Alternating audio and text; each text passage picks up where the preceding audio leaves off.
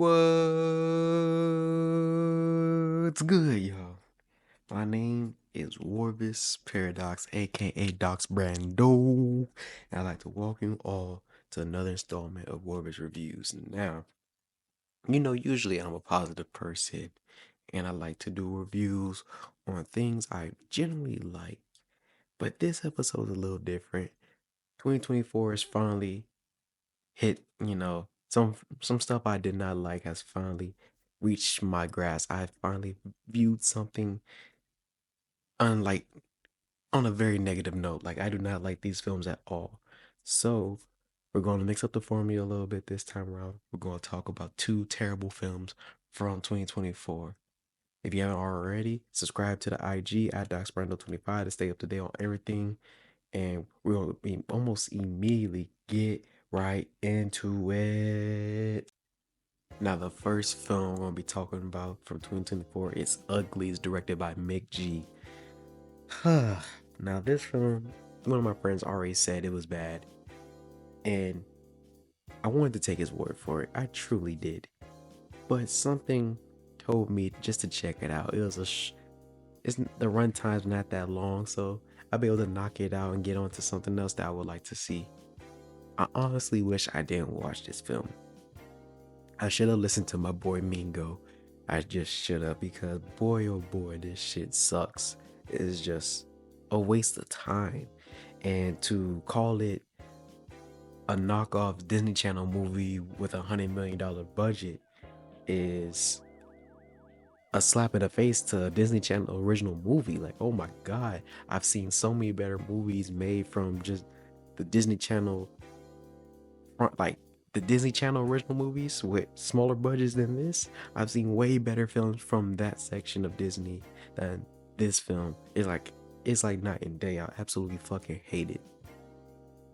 But it blew my mind to find out that this film is based off of a book series that was created in the early 2000s, and that kind of starts putting things together and makes things clearer, but it doesn't make anything better. Like, it still sucks. I know that book series sucks, and I'm going to disrespect the author and the publisher, whoever allowed that shit to ever be birthed, that led to this shithole of a film that I had to experience. Ugh. Let me get back. Okay, so the premise of this film is it's the story of Tally Youngblood, and in this world, this is this is like a pre and post surgery world. Now, pre-surgery world is the world that we are familiar with, where war has been going on, people hate each other, discrimination, everything that we're familiar with in our day-to-day lives for the most part, right? So then came the surgery. Now, the surgery was able to make you better, make you your best you, which are these people who will go through the surgery are called the pretties. And if you're not pretty, you're ugly. And you get slandered, shit on, all that type of stuff. So let's backtrack a little bit. Let's really think about this, right? We just went through a whole, what most of mankind ever was, dealing with some form of discrimination, if that's, from a racial standpoint, if that's from a class standpoint, all that. And we just narrowed it down to two sides. This is the driving point of this film. This is what we just left one discrimination for another, because the uglies get hated on. And another part that's crazy about this is the uglies ain't even really ugly for real. Some of them look like they just need, a touch up. Like, I'm talking about, like, know how it makes their features great. But like, other than that, like, I don't get it. Like, if you was gonna do that, you might as well make them like mutants or something. Like, it's stupid. It's just fucking stupid. But once you hit 16, you get to go through the surgery and become the best you, become beautiful or whatever.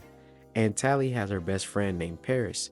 Now, Paris has his issue where he feels, and you can tell very early that he likes Tally.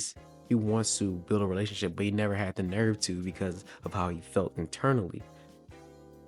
And so they made the promise that, once they go through the surgery, they'll be best friends forever and nothing's going to change. Paris is 3 months older than Tally. So that leads to him getting the surgery first, and she doesn't hear from him all throughout the 3 months. And this leads to her kind of sparking a little bit of a friendship or have somebody interested in her by the name of Shay. I'll get back to Shay in a minute. So 3 months have passed. They go down to their Callie goes to the spot that her and Paris usually meet up at, where they promised to still be friends to rekindle what they had. And he doesn't appear. So she's like, well, fuck it, I'm going to the city. I'm about to go find where my homie at. So she sneaks through, able to find something that technology wise that gives her a whole costume. And she finds Paris, and Paris is just like, what are you doing here? I'll see you in a couple months. Once you get, you fix your face type of shit, like whole different person. And the way they signified their promise to still be friends is they both had a scar on their hand. His scar was now gone. They were supposed to keep that, but gone. So it's kind of like Paris is a whole new person. And then now security almost catches her. So now she's running back, and it's up to Shay, who saves the day, gets her to gets Callie to get on her hoverboard, and then they make their escape way back to the school, because you get separated from your family at a young age, like around 12 or younger, and then you just go through the whole process of learning what that society wants you to know, as well as, oh yeah, you're ugly as fuck, and everything, the way they dress and all that is very dull to really signify their place in the world. So from there, Shay and Tally become really close friends. They become best buds. Tally learns how to ride the hoverboard from Shay, and Shay gives her an actual book to read, and they don't even have those no more. And she's just wondering how the hell she got this fucking book.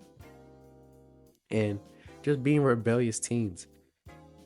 This is where it gets to the point where Tally's like, yeah, I can't wait to us for be beautiful together because they have the same birthday. And Shay's like, I'm not doing it. I want to be me. I like who I am, man. We shouldn't have to live like this. And that's when she starts telling her, because there's rumors about this rebellion and called the Smoke, this rebel group called the Smoke, and their leader David, who's this charismatic enigma who is like spoken about in like folklore type of shit, right? Shay says he's real. The book that she let Tally read is from David. Let her borrow it, and she's about to go join the Smoke. And she wants Tally to join with her, but Tally's so hesitant and yada yada, so she doesn't go. That's where you get to the point where their birthday comes up. Shay's not there. Tally goes. They don't let her get the surgery. She ends up being Dr. Cable, who is the founder of the surgery. It says, Shay is involved with dangerous people. David might hurt her, kill her, and David's creating a weapon to destroy our way of life. You must stop them. So she's sending Tally to be a double agent to find out where they are, find out what the weapon is, and give them the signals for they can come through and take over. Just where she can save Shay, yada yada yada. That's basically all I really want to talk about the film. I'm not recommending this film, but if you want to find out what it's about, go ahead. I really laid it out best I could for you, and I hope that didn't sound interesting to y'all, because I must have made it sound more interesting, because going through it, oh my god, it was ass. So for the first time ever, we are not getting highlights. I'm gonna try to be nice after, but we're getting the first deductions, the takeaways from this film that make this film as ass as it is. And number one, easily, is the weak ass plot. This shit is so fucking unbearable. I told you that they just made 2 classes, again dealing with more discrimination and hate. And you can already tell the whole premise of this film is about accepting oneself escaping the sheep mentality, being a free thinker, things like that. And no one needed this to know that. We've gotten that from plenty different other films, shows, books that are way better than this. It it kind of feels like, if you've ever seen James Cameron's Avatar, you know what the film's about, right?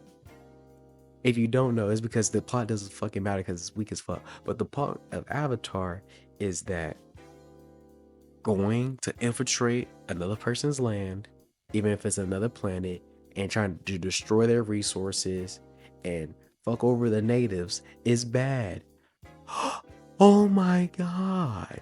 You telling me we needed giant blue apes to go through what we already know in our own history, including just, it feels like just a $300 million version of Pocahontas. What was the point? What was the point, all of it? And that's just how I feel about the Uglies. We didn't need to get this convoluted plot about, differences in one another and accepting one's faults. That shit, it just sucks. It just fucking sucks. And then I hate the boring future. And what I mean by that, technology wise, some of it's kind of weak as fuck. Like, the shit that they're doing, just like we seen cooler things in other films. It's just bogus as hell. I fucking hate it. Absolutely despise it. But to get into highlights, to try to give some people some credit. Number one, I will give the hoverboard scenes their due. That's the only cool thing visually appealing to me from this film. Everything else sucks to see on camera. Absolutely hate everything. Everything. But the hoverboard scenes in particular, I don't know. Even though you could tell it's a lot of CGI in the how they're doing everything, it's just, that's the only thing that, like, it kind of kept my mind at ease while watching it. Now, I will go into some people in the cast to give them their flowers. Joey King is Tally. She's doing her damn hardest to make Tally interesting and to hold this plot, hold the whole film on her back. She doesn't do too well. She does a decent job with what she's given. It's not her fault that this shit fucking sucks. It was death on arrival, but she tries her best to keep the heartbeat going in this film. Brianna Teju as Shay. Again, honestly, it goes for the whole cast that everyone just trying their best, but it's just not much. So I'm going to say Keith Powers as David, Chase Stokes as Paris, Larvine Cox as Dr. Cable. Probably like the most notable in this film. She was very a subtle villain, not too like maniac, just enough to know that she's crazy and wants to control the society. You find out how she's controlling society. Yeah, y'all get there. J. Devin Johnson as AZ and Charmin Lee as Maddie. These are the parents of David. You get to meet them in the film, and I enjoyed the chemistry they have, and you could tell that the way they're portraying these characters, it's just like a genuine family and love that they have for David and the community and for society, for trying to help people be who they want to be and not be forcing into anything. So I did enjoy that aspect, but there's not a lot to enjoy from this. All in all, for the first time ever, you're hearing it here. Uglies is 2 stars. That's the best I gotta do. I had like those minor things that saved it because it should be a 1. It really should be a 1, but I couldn't do it. I absolutely couldn't do it. I did not. Couldn't do it. 2 stars. Now, the last film I'm going to be talking about, a film that I recently watched just this past Saturday. A film that truly has my hatred, that I truly despise. And that is Megalopolis, directed by Francis Ford Coppola. Now, what's insane about this film to me is that this is the same director who directed the Godfather films, who directed The Outsiders, who directed my personal favorite from him, one of my favorite horror movies, Bram Stoker's Dracula, and who directed Apocalypse Now. This man who's directed all these good to great films, and many will say some classics within those I just mentioned, created this crud. Holy fuck, he shit the bed. Absolutely terrible. I despise this shit. And what's crazy is not only did he direct this, he wrote it and produced it. This has his name all over it. It's like if a shit turd had a little pennant flag with his initials on it. This is what he has brought to the world. Just holy fuck, dude. And what blows my mind even more, because I had to do a little bit of research on this, and apparently he's been thinking about this idea for this film since 1977. So for almost over 47 years, he's been in and out trying to write the script, to produce it, to develop it, to actually film this. It took 47 years for him to try to make this film that he's been dying to make. Always having different films come up that took more of his time. And all the films that, for the most part, that I know about that he's created, that he could have been holding off to make this film at any point in time, it doesn't make it any better. This film was going to be bad. It was going to be bad. Holy fucking shit. He funded this movie with his own money. The budget for this film is said to be from 120 million to 136 million. That's a lot of fucking money. And the box office is looking like just 7.1 million. He ain't getting close to the money he spent back on this shit. And he shouldn't. This is fucking terrible. Just terrible. Now, I will be going over the premise of the film to help kind of just lay the foundation. And like I said with the Uglies, I'm saying again, I do not recommend this film. I do not enjoy this. If you want to spare yourself from the shit show this film is. But if you want to form your own opinion, that is on you to partake in this crud. I don't come back to me and saying I told you to watch it. I ain't say that. But to get into the premise we have our main character named Caesar Catalina, and he's this architect, this engineer who has a big future he sees for for New Rome. So let me go back to really set up the foundation. So the setting of this film is kind of in a Rome that's kind of blending with a lot of American values. So that's why they call it New Rome, kind of like New York, stuff like that. And it really does blend in what the world, what the different cultures and what these different societies would look like. So in New Rome, he sees the issues with what's going on. So he's been tearing down these buildings where he can make room to build up what he wants to deem Megalopolis, using what he has created, Megalodon, this biomechanical substance that is going to be able to change everything for this society. And he's getting pushback from many people, one of them being the mayor Franklin Cicero, and they butt heads for a whole different reasons. And one of them being that Cicero was the attorney going against him for accusing Caesar of killing his own wife. So a whole bunch of tension, drama, beef going on there. And then while that's going on, his side piece that he had wants them to come out and be a power couple, all that. He's like, no, not really. I'm not really feeling that. So she's checking out his uncle, who big man money bags, got all the money, owner of the bank, crazy shit going on, right? She ends up marrying him for she can climb up the food chain, get a whole bunch of power. She just greedy as fuck. And she just, you going from the nephew to the uncle is just, ugh. So that's going on. Then you have his cousin, Claudio. Now Claudio is just, ooh, it's more than just having like this eccentric attitude or whatnot, but like he truly hates his cousin Caesar. Like I don't know why he hates him. They don't even explain it. It's just he just hates him. So he's just really trying to set him up where he can take everything he has, or at least just block him from his own. Block him. Try to block Caesar's success. And then you get Cicero's daughter, Julia, coming into the foreground to at first try to just be a spy, see if she can get any dirt on Caesar, but she's the only one to know a secret he had, and that secret we find out in the first 5 minutes.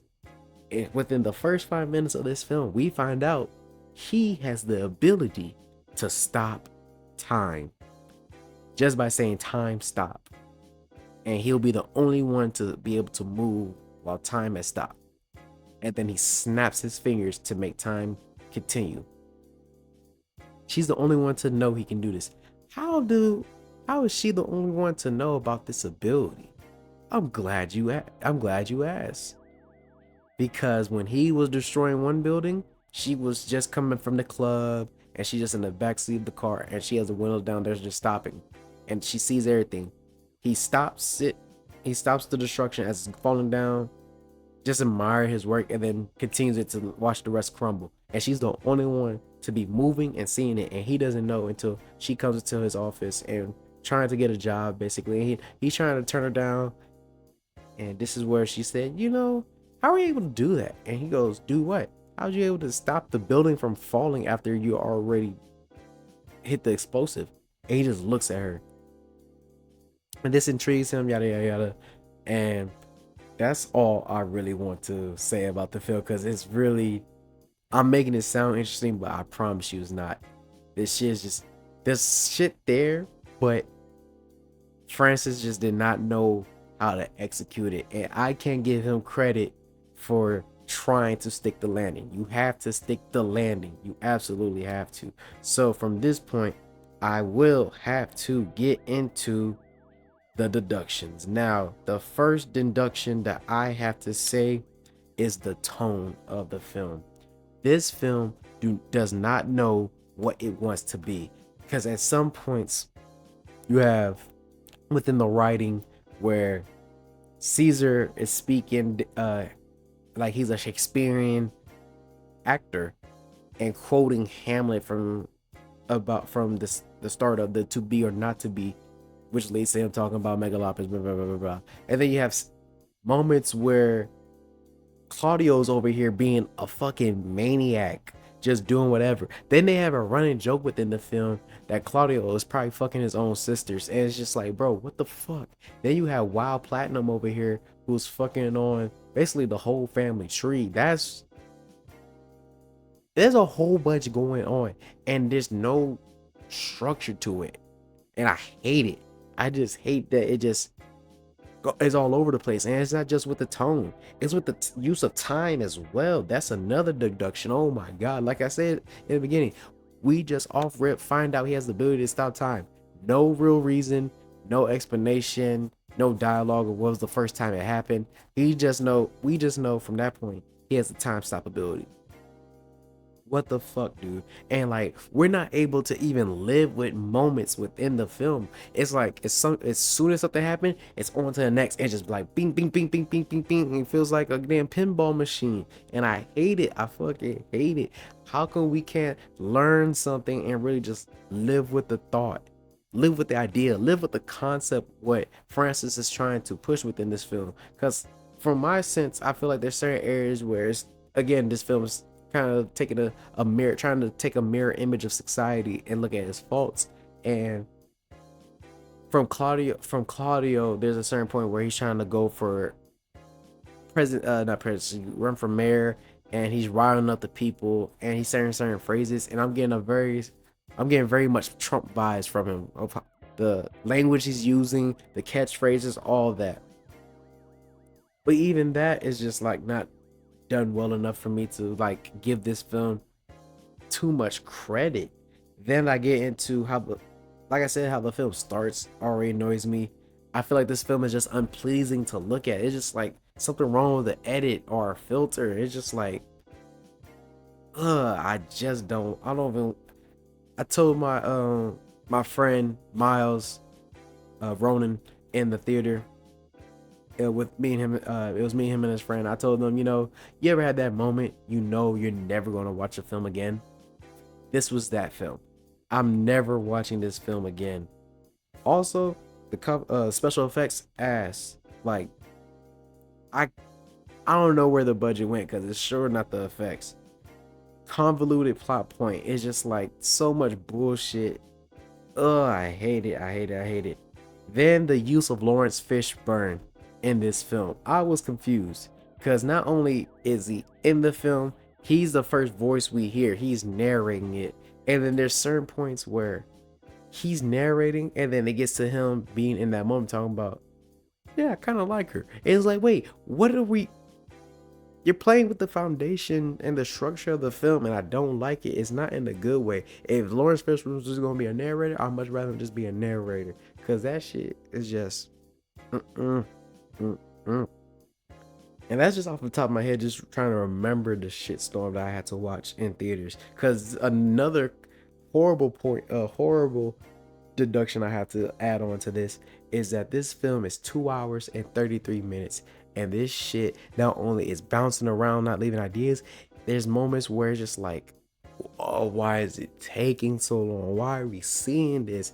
Like, he had to, if you're gonna give us this bullshit, I much rather wish he condensed it, but he didn't.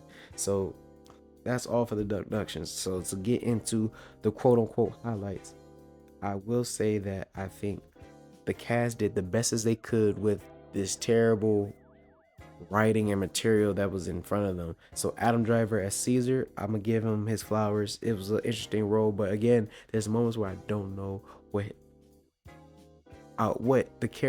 Francis wanted from this character, because he could be serious and very logical and stuff like that, and then there's certain moments just like, I wish I didn't see this from this character.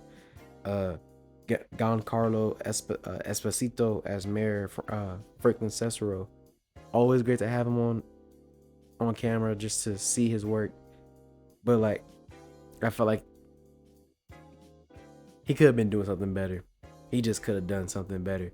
Aubrey Plaza as Wild Platinum, probably like the most memorable character within the film, because not only is she running through the whole family, it's just like what she's willing to do. She's one of those like very grimy characters that by any means necessary to get the bag. So highly memorable. What this person that stole the show, that has the most memorable performance from this film, is Claudio Pulcher, who is played by Shia LaBeouf. Holy fuck. It's like Shia was like all over different spectrums of the film, like being comedic to being just sleazy to being serious in some settings, and then like there's moments it's just like a scene in my head that's burned into my mind that I wish I could forget. But because of what him and Wild Platinum did, I'm gonna have to remember that. And it's just like, I've seen too much of Shia LaBeouf. I did not need to see that. What the fuck? But like, I applaud him for at least doing something to make me like, give me something from this film. Give me something.